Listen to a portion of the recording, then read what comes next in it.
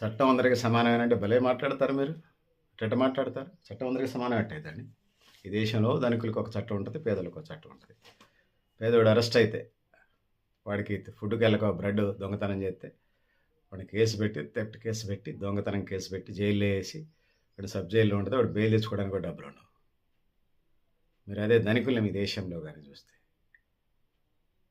వాడు అరెస్ట్ అయితే అప్పుడు లక్షల కోట్లు ఎగ్గొడతాడు. బినామీ పేర్ల మీద మారుస్తాడు. వాడి పేరు మీద ఏముండవు. వాడికి సకల సౌకర్యాలు సమకూరుస్తారు. జైలర్ల దగ్గర నుంచి పోలీసుల దాకా.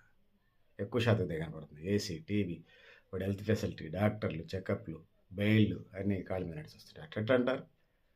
చట్టం అందరికీ సమానం అని. డబ్బులున్నోడికి ఒక న్యాయం, ఈ దేశంలో డబ్బు లేనోడికి ఒక న్యాయం ఉంటది. చాలామంది ఖైదీలు జైళ్ళల్లోనే బెయిల్ పెట్టుకోలేక జైళ్ళలోనే మగ్గిపోతున్న పరిస్థితి మనం చూస్తున్నాం. పేదలు అక్కడి దాకా వెళ్ళి ధైర్యం చేయలేనోళ్ళు ఇవన్నీ మనకు కనపడతా ఉన్నాయి. సో, ఆ విధంగా ఉన్నదనేది నేను తెలియజేసుకుంటాను. దర్యాప్తు సంస్థలు సంబంధించి అధికార పార్టీలో పోతే ఒక తీరుగా ఉంటది. అధికార ప్రతిపక్ష పార్టీలో ఇంకో తీరుగా ఉంటది. అట్టెట్టుంటది? చట్టం అందరికీ సమానంగా ఎట్లుంటది? అధికార పార్టీలో ఉన్నోడికి ఒక సమానం, ప్రతిపక్ష పార్టీలో ఉన్నోడికి ఇంకో సమానం ఉంటది. రాజ్యాంగం ఉంటది. డౌరు, వరకట్నం యాక్ట్ లేదా ఏంటి? రాజ్యాంగం కూడా అంతే అనుకోండి. దోషులు మార్గం సుగమమవుతుందంటే డబ్బులున్నోడికి సుగమమవుతుంది. సాక్ష్యాలను కొనేస్తా ఉన్నారు.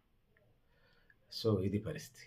వ్యక్తిగత విషయాలు సామాన్య పౌరులు భావిస్తుండటం ప్రమాదకరం. ఇలాంటి విషయాల్ని పెద్ద డిబేట్ చేయడం కూడా ప్రజలకి టైం వేస్ట్.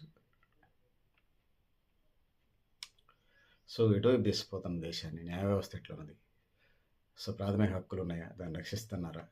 కేసులు పెట్టిన తర్వాత అధికారులు కఠిన చర్యలు తీసుకునేలాగా జవాబుదారీతనం ఉందా?